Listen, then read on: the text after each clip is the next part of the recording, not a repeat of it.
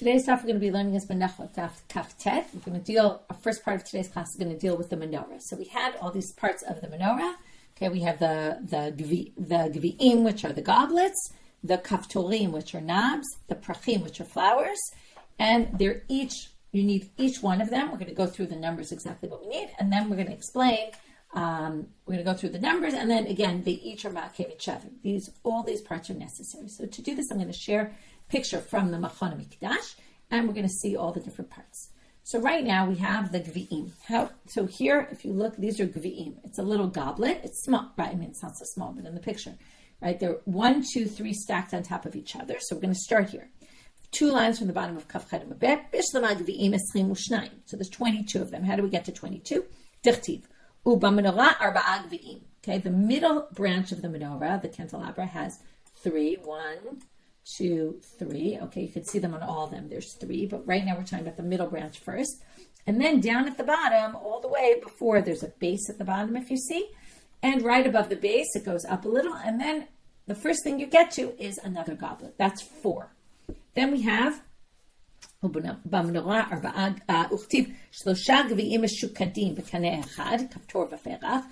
have 3 goblets on each branch of the candelabra, which are 6 more. So 6 times 3 is 18. 18 plus 4 gets you to 22. Okay? And they're each mishukadim bekaneh. That means they're made like almond blossoms. And kaftor v'ferach. And then on top of them, there's going to be a kaftor, which we're going to get to soon. That's the knobs. Those I'm going to do in white. Okay, these are the knobs. You can see them on all the different branches. And perach is above that. There's a little flower. Okay, so we're going to find these parts everywhere we are. Okay, we're going to see how many there are of all those parts. So arba'a didei v'tim nesrei dekanim. So again, they go back to the count. There's 4 in and of itself. That's the base. Okay, the main branch of the candelabra.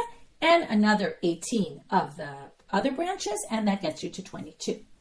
Kaftorim, that was just repeating what we saw before. It was just saying it in, the total. Kaftorim, so these knobs. Nami achadasal. Okay, so these are 11. How do we get to 11? Kaftorim trei didei v'shisha dekanim. There's 2. Okay, there's one right above. Sorry, I'm in the wrong color. There's one right above the goblet at the very bottom right above the base, and then there's one above the three goblets, the 3 gvi'im that are at the top of the base. So right above that in white, you see is the knob. Then shisha dekanim, there's 1 on every branch, so that gets you 2 plus another 6, that's 8. And then v'kaftor, okay, they quote this pasuk, v'kaftor tachat shnei akanim mimena, v'kaftor tachat shnei akanim mimena, v'kaftor tachat shnei akanim mimena. Okay, there's 1 under those, and 1 under those, and 1 under those. That means basically, okay, we're going to see right here, there's a kaftor, basically where each of the 2, that's what it means, where each of the 2 branches reach the base of the menorah. So the base of the menorah ends up with 1, 2, 3, 4, 5. Okay, and then you have 5 there, 6 on each of the branches, and that gets you up to the number 11. Okay, next. Ela prachim tisha minalan. Okay, now they say, fine, we got to all the numbers so far. That was pretty easy. That's why it started with a bishlama. Bishlama always means this makes sense. But how do we get to prachim tisha? How do we know there's 9? Where does it come from in the psukim? In other words, all these recorded psukim, it wasn't clear that we recorded psukim, but it said the menorah has arba'a gvi'im. That means on the base. And then it said 3 gvi'im, shukadim, b'kaneh, chal, kaftor, v'ferach. That's each of the kanim in there. It says each one needs a kaftor and a perach and 3 gvi'im. That's how we got to all these numbers. Okay, and then the kaftorim we had, right, again, we already said on the base, it needs a kaftor on the top and a perach. And then we had kaftor, kaftor, kaftor, where each of the branches meets the base. Okay, now, prachim though, tisha minalan. Where do we get that the prachim, the flowers, are 9? Prachim trei didei. So first of all, there's already, we know, wherever there's always going to be a kaftor, there's going to be a perach. Sorry, I'm in the wrong color again. So here's the perach above the 2 kaftorim on the base, okay? Remember, we have 3 gvi'im, or 1 gavi at the bottom. On top of that is a kaftor, a knob. On top of that is a flower. So that we got 2. Shisha dekanim, we know there's 1 on every kaneh, so that's 6, because again, on every kaneh there's the 3 gvi'im, and then the kaftor, and then the perach. So where do we get the 9th one, though? Amar Rav Shalman, K'tiv ad yirecha ad pircha mikshahi. It said ad yirecha ad pircha until its base. There's a perach. Now here I didn't really find it in the picture, but it seems that according to Rav Shalman, there's some 9th perach down at the bottom, right above the base. Okay, somewhere around there. Amar Rav. Now Rav tells us, Gov hashel menorah tishat tvachim. The height of the menorah is 12 tvachim high. So now, Etiv Rav Shimi Barchi al Rav.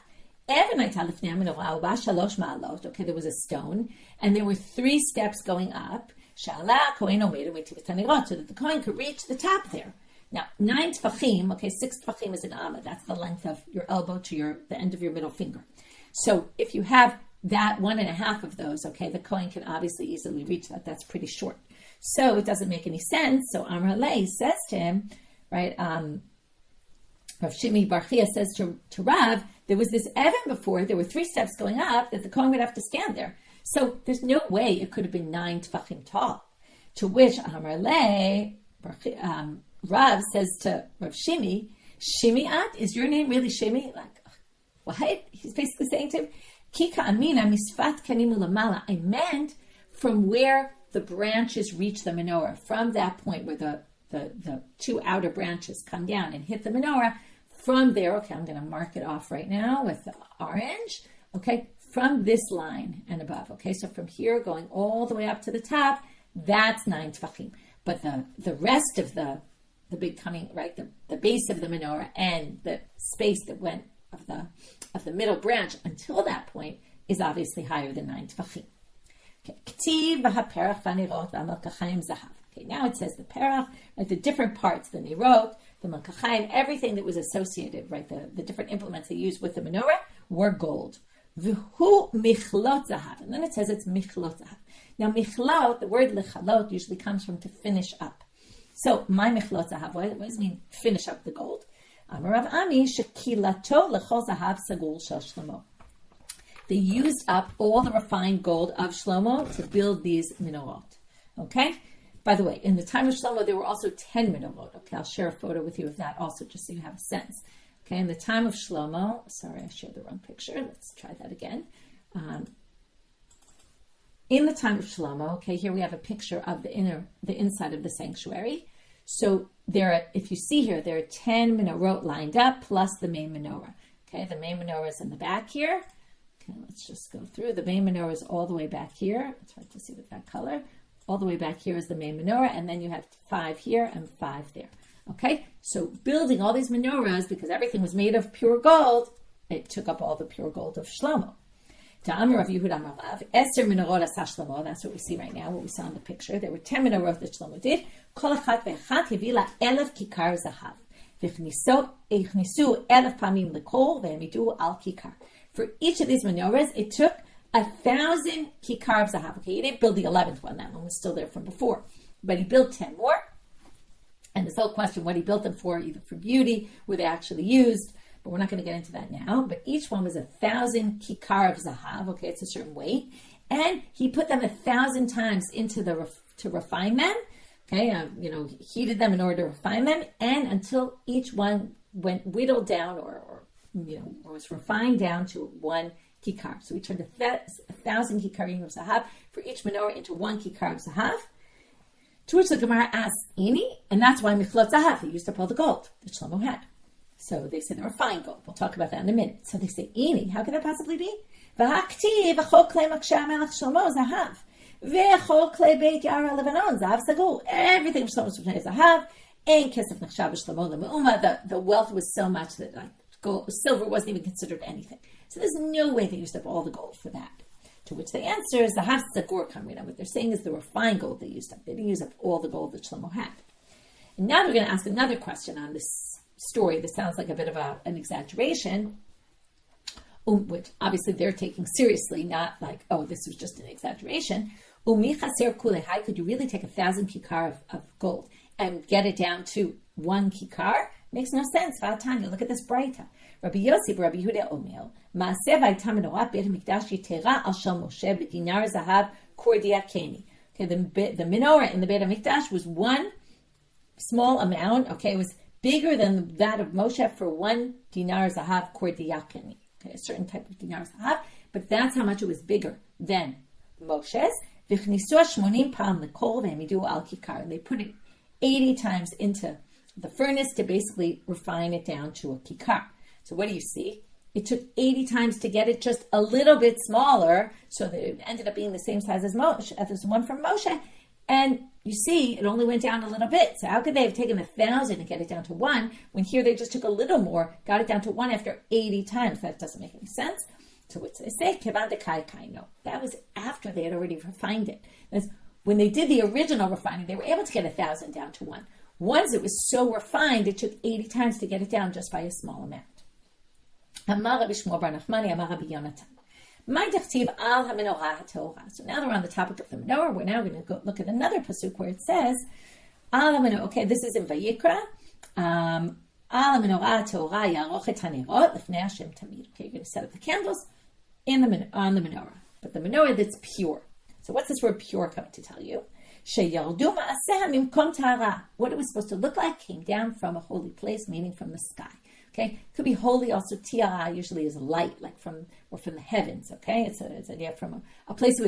Tiara usually means clear, like from a clear place. Really, however we understand it, it came down from Shemayim, the image of the menorah. So Moshe knew exactly how to build it.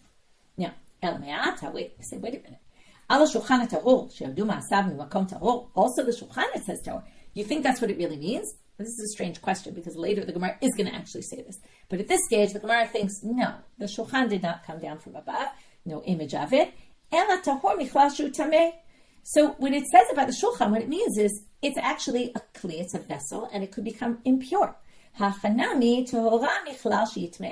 So why don't we understand the same thing by the menorah? In other words, why do we say by the menorah, this means an image? Why don't we just say it's tahor, meaning it could potentially become tameh, but it happens to be tahor now. So bishlama hatam kederish lakish. So now they're going to say no. I'm going to explain this. There, by the shulchan, you needed it. Why did you need it to tell you that? So Rish Lakish says, why does it say it? Right? When it says it, it seems to imply it's tameh. But how can it be tameh? It's a wooden object, right? It was covered with gold, but it was made of wood, which is meant for standing. In other words, it's always there. It doesn't move. And any wooden vessel that's meant to be standing is actually not susceptible to impurity. So how do you say tahor means it could have been tameh? Elas, they say, no. Why did it say this? Now, this is all trying to explain why we know shulchan tahor really means it could have been impure. And then we're going to say, but what about the menorah? So they say, what's the story? What we just explained, it can't become susceptible to impurity. They say, no, it's telling you. They would lift it up when people would come for Aliyah Regal. Now remember, they were all the way in the sanctuary. In the sanctuary, right, only Kohanim are allowed to go, and only when they do avodah. Right? We learned a while ago that, not so long ago actually, that if they went in when it wasn't the time to do the avodah, it was a problem. So what would they do? They would lift them up for the Olei Regalim. They would show them the lechem apanim. People would look into the hechal and see the lechem apanim. They could only see it if they lifted it up. So they would lift it up and people would see it. Look how beloved you are to God. This was a way of showing like how much God loves us. Where do we see the love? By showing the lechem apanim. And this is famous. Rabbi Yeshua ben Levi, Rabbi Yeshua ben Levi.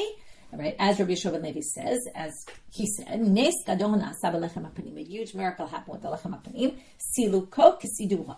The way it went out was the way it went in. Shneimar lasum lechem chom b'yom ilakcho. There's a drasha that says to put hot bread on the day that it's taken, meaning the bread was still hot a week later. It sat there for a week. Not only did it not get moldy or hard or disgusting, but it was actually still hot. And then they would pick that up and show it to everybody, so they would see how beautiful the bread still looked a week later. And that's why. Now, what does this have anything to do with? We have to remember where we started. We started with a bishlama. We understand why the Torah needs to tell us that the shulchan is tahor, because it could have become impure. Because you might have thought the shulchan was meant for being stable on the ground all the time, and then it actually wouldn't be impure. But it's coming to tell you, no, it is susceptible to impurity because it was lifted up. Every time they came in Aliyah Regel, it was lifted up, and that already means that it wasn't so secure in its place and always standing in place. Okay, but here's the end part of the bishlama. But what doesn't make sense? Hatehora michlot shitmea pshita. But I don't need a pasuk for you to tell me that the menorah was impure, because the menorah wasn't wood that was covered with gold. The menorah was all pure gold. Pshita. Metal implements are always susceptible to impurity. So for sure the menorah is susceptible to impurity. So the word tehora can't possibly mean it there. That's why they explain differently. And this goes back to our original question. Why, if we say the menorah tehora means it came down from the heavens, an image of it, why do we not say the same thing about the shulchan? Because the shulchan, there's a reason to say it's tehora, as it's trying to tell you the shulchan could actually become tmeah. And that was all based on this thing that they would lift it up. Another bright. And here is the problem with what I mentioned in the previous sugya, although the Gemara doesn't relate to this issue, the commentaries do, which is Rabbi Yosef, Rabbi Yehuda Omer, Aron shel esh, v'shulchan shel esh, u'menorah shel esh, yodu min hashamayim. Okay, there was an aron made of fire, and a shulchan made of fire, and a menorah of fire. Okay, this basically means their image came down. Okay, their image came down. Okay, it came down somehow in a fiery image. I don't know exactly what the fire is here, but it basically came down, and there was an image, and all those three kelim, they saw as an image. So that's why it's hard with the Gemara before said, of course, that's not what it means here. But anyway, this seems to be a different sugya. Now, right, it could be there were just different opinions about it. So now they say, Shenamar, how do we know this? Because it says, bitav nitam asher tamar ebahar. It says kitav nitam, but the pasuk actually says bitav nitam. Okay, so it says, right, this is a pasuk from Shmot, okay? You should do like the blueprint, right? Where they have a blueprint from, right? So asher tamar ebahar means that God showed him on the mountain. So here he obviously saw some image of it. So now the Gemara questions, wait a minute. It says that God showed him on the har, and that means he saw it. Sounds like also the whole Mishkan God showed him, but that's not what it says. It's just the three kelim, three vessels. So say, right? So Achanami, what that also means he saw the whole an image of the whole Mishkan, the whole tabernacle? No, because Hachaktiv Kim Mishpato. There it said with the Mishkan, Hakimota, established the Mishkan Kim Mishpato, like its rules. That I showed you in the har. What I showed you in the har relates to the rules. But in the previous pasuk, what did it say? Hatam ktiv bitav nitam. Again, you have to fix the word. It's not kitav nitam, it's bitav nitam. In their form, right? Meaning you saw it in their actual form, in the blueprint of their form, okay? Or it wasn't really a blueprint, it was in their form. So that shows that those were seen and the Mishkan wasn't. Am Rabbi Chia bar Abba ma Rabbi Yochanan. Gavriel chagur kemim psikia haya. He had this kind of robe on, like a work robe, okay, that you put over your clothes. And Gabriel came down and basically, right, the angel Gabriel, and he showed Moshe exactly how to do it. And how do we know it? Because it says, this is the way it should be done. This always means somebody's pointing to something, somebody's showing something. Okay, we're going to see, not only was it this, but the Zeh appears in a few other places. And again, this is very famous. The Zeh means Moshe saw an image of it. Tana de Rabbi Shmuel. Why did he have to see an image? Because it was complicated. Okay, say this. Complicated for me to figure out what these gvi'im and prachim were until I saw the picture, right, which is why I shared it with you, right? And you can imagine it was hard for Moshe to see, right? He never knew what this was. It was hard for him to see it. So what happened? Until God showed him with his own finger. Okay, before we saw it was Gabriel who did it in this source. God shows him with his own finger. Elohim, what are the three? Menora. Okay, the menorah is one of them. Rosh Chodesh, the fact that there's a new moon holiday every month, and a new way to count them. Okay, what exactly about Rosh Chodesh? Maybe what it looks like, what the moon looks like when it's the new moon, and Shretzim, and creepy crawler creatures to identify them. So menorah, what are the sources for this? Tichtiv zema aseha menorah. Okay, this is the way to do the menorah. Rosh Chodesh, Tichtiv Chodesh hazeh lachem Rosh Chodeshim. This month is for you. So God showed him, what it looks like in the sky when there's a new moon. Shretzim dichtiv v'zeh lachem atameh. And this is going to be for you, right? The 8 creepy crawler creatures God showed him. Yesh omrim, some people say there's even a fourth. Afachot shchita, shene'amar v'zeh asher ta'aseh al mizbeach. And this is what you should do on the altar. Now, what's the beginning of the doing? The slaughtering. So how to do the slaughtering, how to do shchita, God showed Moshe. Okay. Now we're back to the Mishnah. So that finishes the section with the menorah. We're now moving on to shtei parshiot mezuzah, ma'akvot, so the 2 parshiot and the mezuzah are ma'akvot. You need both of them. 2 sections that go in there from Shema.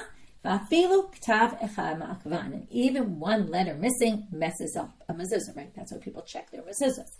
Pshita, the Gemara says, isn't it obvious that one letter messes it up if you don't have a letter there or something?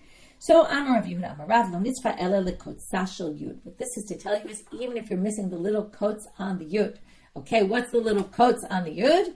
Right, this is, so there's big debate what this is. So, there's, Rabbi Ami's opinion is, if you have a yud, okay, it's going to, the pictures are worth 1,000 words. You can try to find a picture. There's pictures in general in the stuff here. Be helpful to have pictures. There's some pictures if you have a Koran or a Schottenstein, they all have pictures in them of most of these things, and there's michlot about them, but I'll try to describe it as we see the letters. So there's a yud, right? A yud has one line, right, going horizontally and one line going down vertically. It's not exactly straight lines. Okay, you can see that in the pictures, but what he's going to say is the social yud is the little part that's where the yud goes horizontally, but there's a little part that goes up on the left side, okay? Or perhaps there's a little part that goes down from that horizontal part. Okay, that's Rabbeinu Tam. There's Rashi who says up. The Rosh says up. Rashi actually has a different interpretation. Rashi says the Kod Social Yud is on the Regel Yemani, on the right-hand side of the Yud. There's something sticking out there. Okay, so there's 3 different opinions at least about what this is. What's interesting about this is that this has become a Hebrew term, which is, okay, so let's just go through the pshat here. Rav Yehuda says in the name of Rav, what it means, even K'tav Echad, if you're missing that little part of the Yud, it's ruined, your whole mezuzah. Okay? Now, the kotzo shel yud is used in Hebrew, in modern Hebrew, as something that's like a meaningless, very teeny, trivial. Something very trivial is kotzo shel yud. Okay, even here it's saying, well, that's going to disqualify your mezuzah. But it's obviously something very, very small that's disqualifying your mezuzah. So it's not trivial at all here, halachically, but it's taken as a term to mean that. Okay, Vahanami pshita. They say, isn't that obvious also? And it seems very clear to them. Of course, that's not a trivial thing, even though, again, that term became to be known as something trivial. But also, of course, it's going to ruin your mezuzah. Ela, it must be coming l'chid'id after Rabbi Yehuda Amar Rav. Some other statement of Rabbi Yehuda in the name of Rav. Ta'amar Rabbi Yehuda Amar Rav. Kol od she'en gevil mukaf me'arba ruchotea psula. If you have a letter that's not surrounded completely by parchment, what does that mean in very simple terms? If you have 2 letters attached to each other, then the letter's not going to be surrounded by parchment. So that will ruin your mezuzah. If the 2 letters are right. Obviously, if something's missing, they think that's very clear. So what the Mishnah must be teaching is, if they're overlapping, right, and there's no space between them, that's a problem. That disqualifies. Amar Ashem bar Nidbach, Mishmei de Rabbi Yehuda. Mikev toho shel hay kasher.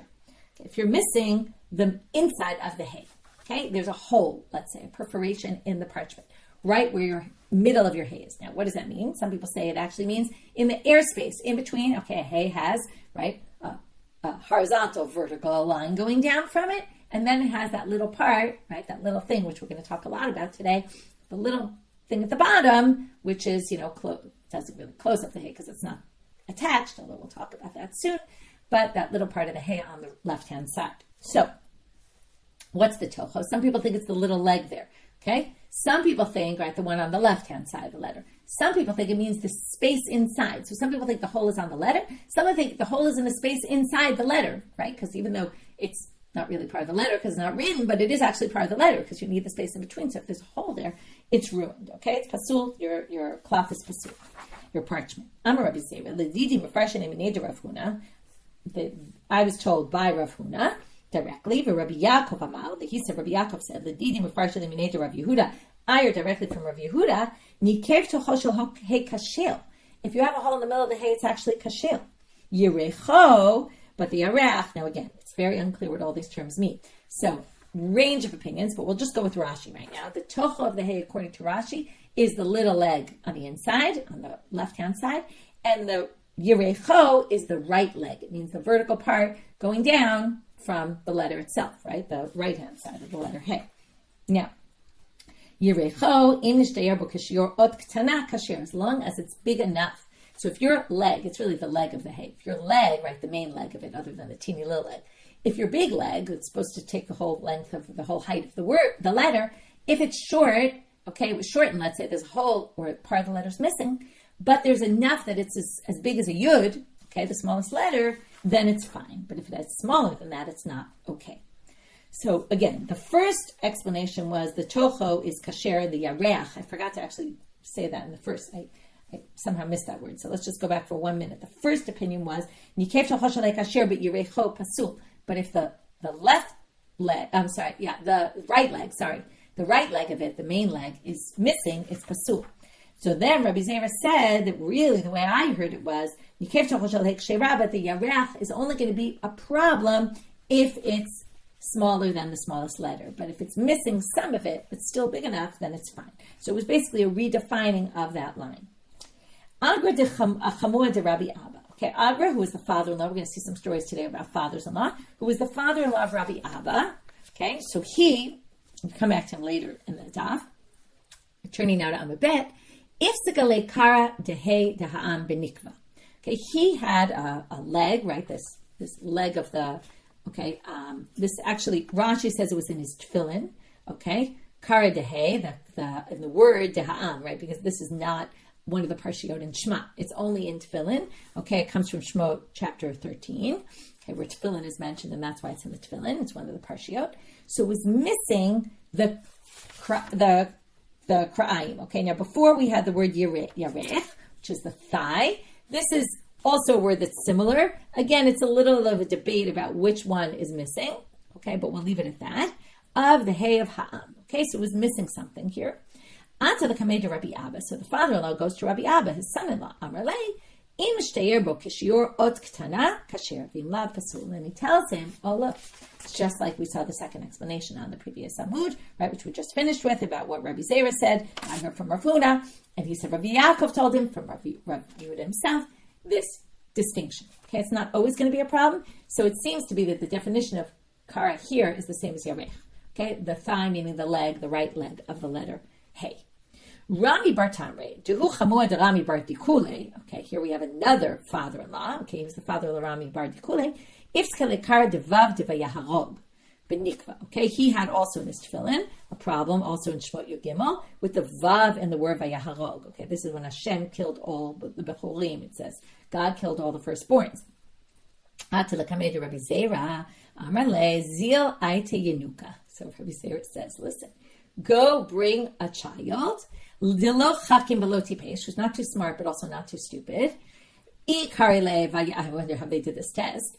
If he reads vayaharog and he understands it's a vav, then it's good. And if he was too smart, he'd just know the pasuk, and that wouldn't tell you anything. Question is, and if he wasn't smart enough, he wouldn't be able to read it. So we need someone in between who reads it. If he reads vayaharog, it's interesting they use a child as a tester.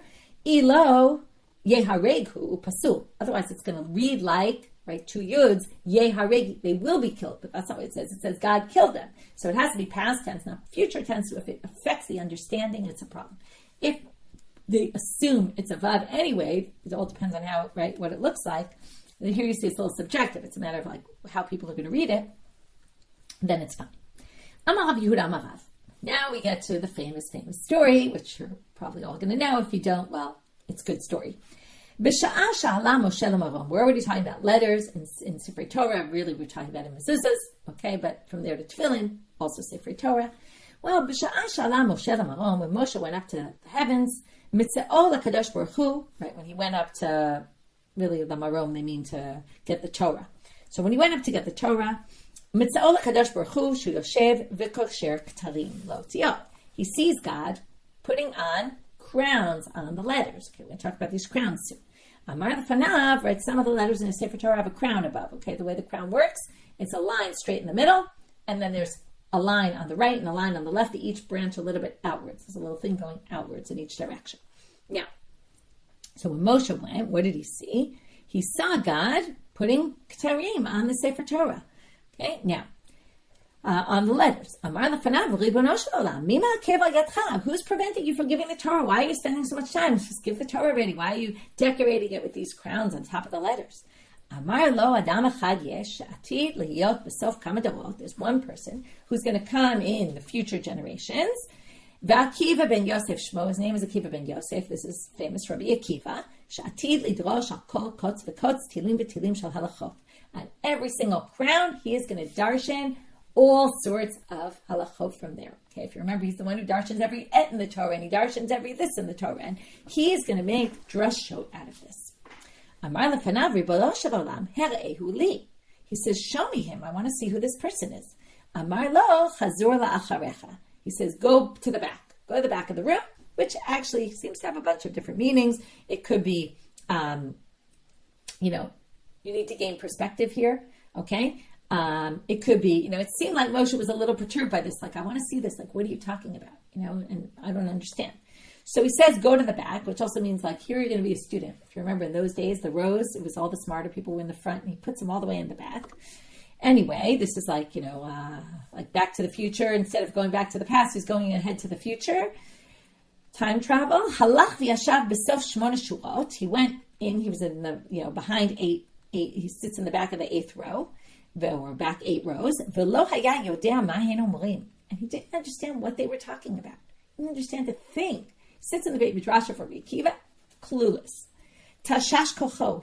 Here you see Moshe really got upset. Until then it wasn't clear he was upset, but he gets very upset. He gets weakened, right? This is his strength was weakened. By the way, this is a reference to, Moshe's getting weakened, like when he dropped the luchot. Kevan shehigia ledavar echad, amru lo talmidav, Rebbe minayin lach. Okay, so Moshe's sitting here. He doesn't understand what's going on in the shir. They say to him, and then they get to this one thing, and the students say, Rebbe, where'd you get this from? Rabbi Akiva, they ask. Amar lahem, halacha Moshe misinai. I got this from Moshe at Sinai. Nit yashva dato, and Moshe calmed down. Okay, he said, I see that I still have a part of this, right? What was bothering him? What's bothering is he was the one who gave the Torah, right? He understood everything, obviously, or we assume, other than the things we talked about earlier, which is interesting. Like Moshe didn't really know everything. God had to show him some things, right? It's the same kind of idea here. And Moshe is feeling very detached from the Torah. Like what happened? Imagine, right? If you were able to look 100 years later and you say, what's going on with all the stuff I did in my life? It looks like there's nothing left of it. What happened to the Torah? It changed. It this, and someone's darshaning things. I don't understand what he's talking about. What happened to the Torah that I gave the people? And why? And now again, he's living in his time, and he's thinking, why am I giving this Torah? Like I don't even understand what it says in it, and I don't understand what people are going to do with it. It's also talking about change, right? The change happens. The Torah. It's actually talking about how God. You'll see in a minute, right? How God says, right? He says, so here, let's keep reading a little bit more, and then we'll talk about that. Chazaru ba lefnei HaKadosh Baruch Hu, amar lefanav, Ribono shel Olam, yesh lecha adam kazeh v'ata noten Torah al yadi? So Moshe says, listen, he's such a brilliant scholar, look what he's doing, why are you giving the Torah through me? Amar lo shtok, kach alav v'machshava lefanai. He says, silence. Don't argue with me about this. This is the way I planned it. And it's very interesting, right? Because what God is saying, again, you can try to think about what God's saying in the story, or what the story is saying about what God is saying to Moshe, but it seems like this is the way it works. You have the Torah, it gets interpreted. There'll be someone maybe later than Rabbi Akiva who's going to interpret it differently. And the Torah was meant to be interpreted by humans, and this is the process of the Torah. And this is the way I want it. Okay, the story has a harsh ending though. Amar lefanav, Ribono shel Olam. Okay, and by the way, right, what's the idea here? That again, there's change, but it's all based on the Torah that Moshe got. And it always goes back, and that's always one of the beautiful things about Torah Sheba'al Peh. Everything always in the end has to be somehow connected to the sources. It does develop, it does change, but in the end, it's always somehow connected to the earlier sources. So now he says, Amar lefanav, Ribono shel Olam, hereteni Torato, hareini scharo. Interesting, Moshe's asking this. He says, okay, show me his Torah. Now I want to see his reward for being such a great, amazing Torah scholar. Amar lo, chazor la'acharecha, go back. Okay, chazar l'chorav, and others again. Well, get perspective. Maybe he's almost saying, be prepared, like someone has some serious thing to tell you. They say, maybe you should sit down. Okay, like take perspective for a minute. And then he basically, also it's to have a different vantage point. Till now, he was having a vantage point of Rabbi Akiva in his Beit Midrash. Now he's going to have an unfortunately different vantage point of Rabbi Akiva. Right? They saw they were raking his body with burning coals. This is how the Romans killed Rabbi Akiva. Amar lefanav, Ribono shel Olam, zo Torah v'zo schara. He says, this is Torah. This is its reward. Amar lo shtok, kach ala b'machshava lefanai. He says, silence. This is the way I work things. Okay? Wow. Very powerful story. First of all, the first part all sounds very positive in terms of, this is a book that's meant to be adapted, be interpreted, right? Now, obviously, everybody takes that to the extent that they take it. There's always limitations to that. And in terms of anyone's book, the question is, what are those limitations? But really what God tells them in the end is, you don't understand the ways of God. And unfortunately, right, this is an age-old question. It comes up in this story as well, and obviously concerned the rabbis just as well. How do we explain this? How do we explain this phenomenon that people die who are holy, right? It's unfortunately something we've been grappling with the last few years with the war and always situations, but definitely much more present in our daily lives with the war that's been going on. And, it's been very, very powerful question that people ask, how could this happen? And basically God's saying, look, you don't understand the ways of the world, and live with that, and it's interesting because I think this story is saying a few things. It's the Torah itself also in the end, what do you think Moshe thought the next day? Well, I'm going to go learn the Torah. Look what they're going to do after me. Much more brilliant things than I'm going to get to. So on the one hand, that could be daunting. On the other hand, God is saying that doesn't prevent you from learning Torah. It's go learn Torah, learn it how you see it, with the understanding that it will be developed in future generations as well. And you have a legacy to give, even if that legacy is going to change over time. But you have an important role. And same thing, even though we don't understand the ways of the world, right? We go on living, we go on doing what we do, and, even with the difficulty of non-understanding the ways of God. Okay, a lot more you can do with that story. We're going to move on.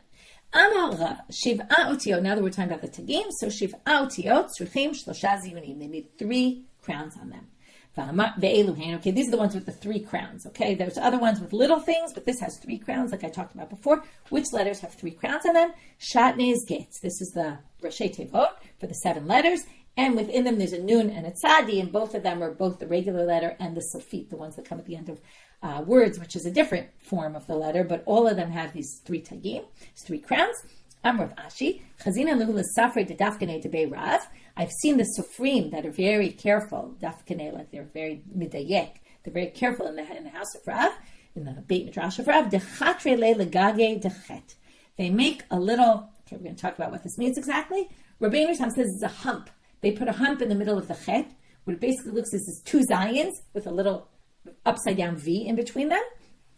Rashi says they put a little crown on the left-hand side going up, like a little line going up.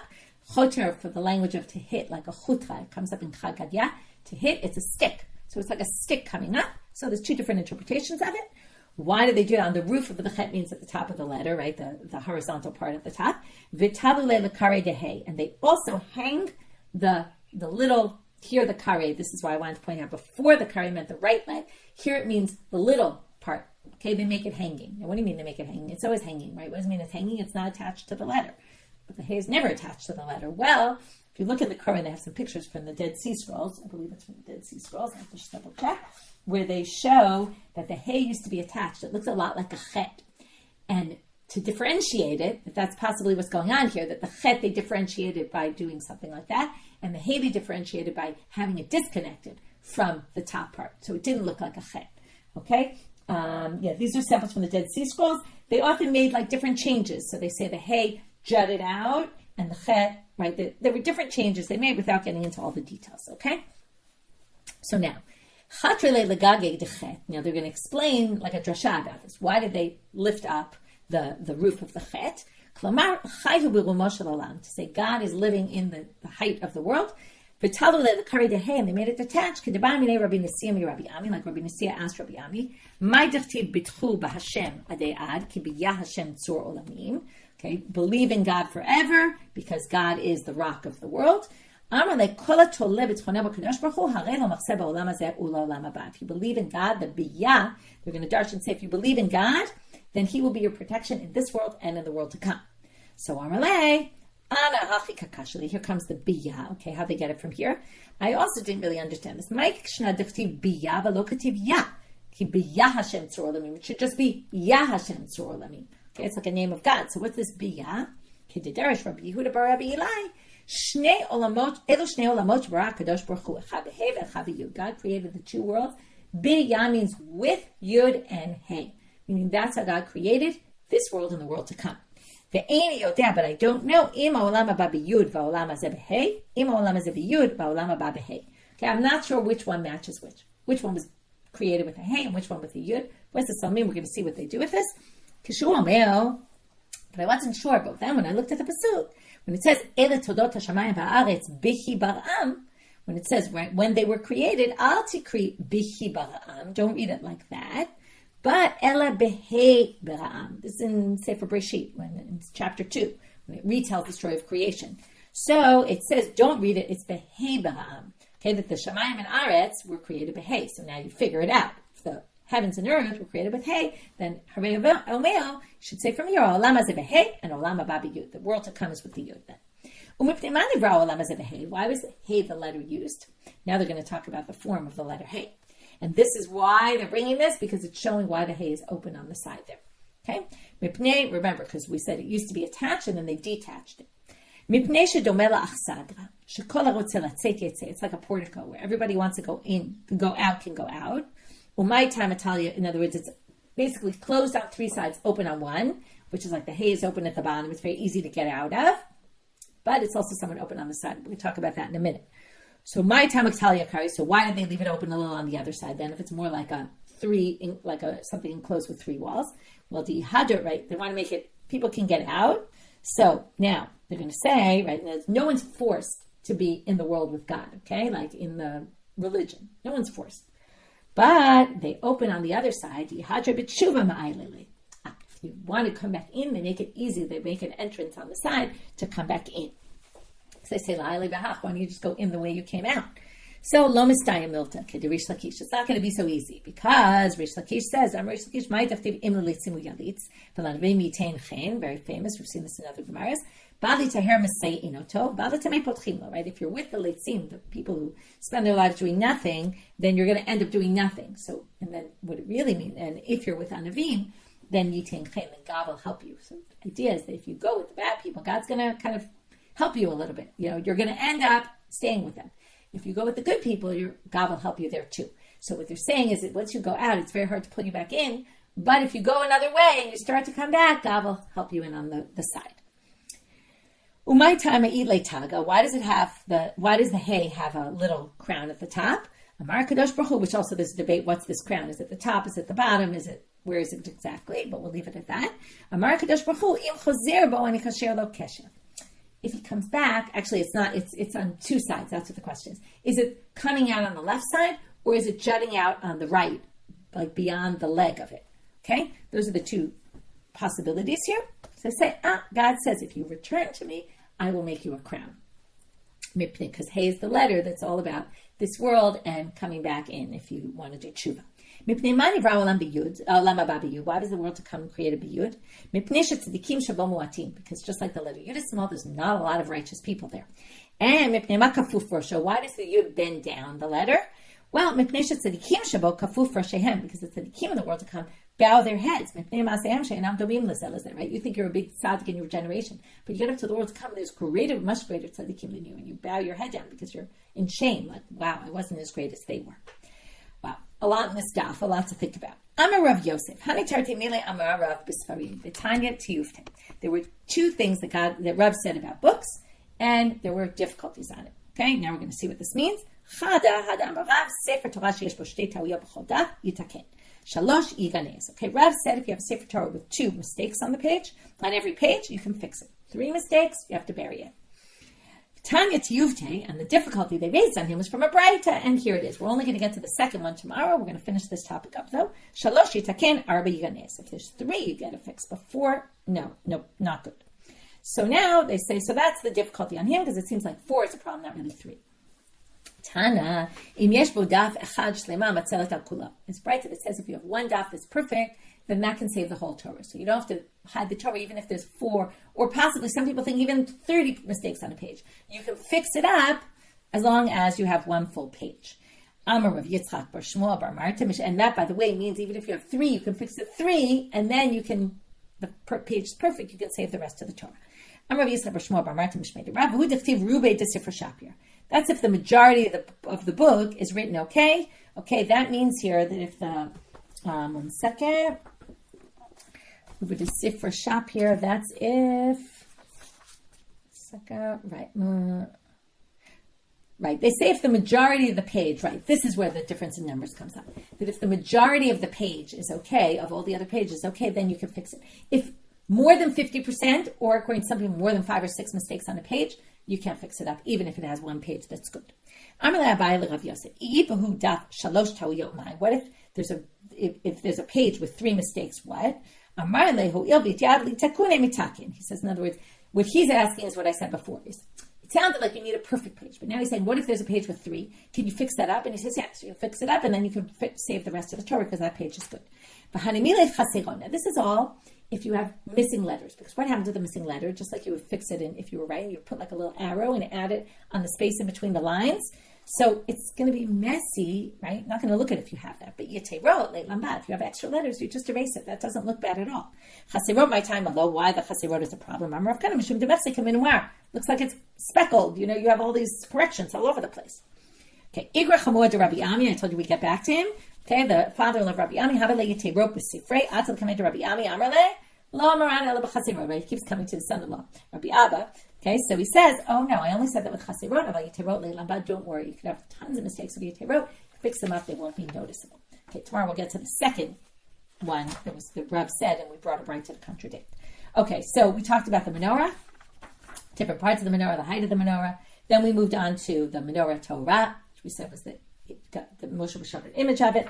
Then we got back to, when we finished all that, we went, what other things did he see an image of? We went to the mezuzah, went the kotzel shel yuvut karuna, but then we said actually that wasn't even what they were talking about. That's obvious, but it was all about the letters can't be attached to each other. From there we went to the different letters and issues with different letters and changes they made to different letters and the tagim and all that. We got to the famous story of Moshe with the crowns, and we finished with this issue of fixing up Sifrei Torah. And with that we finished for today. Wishing everyone a good day.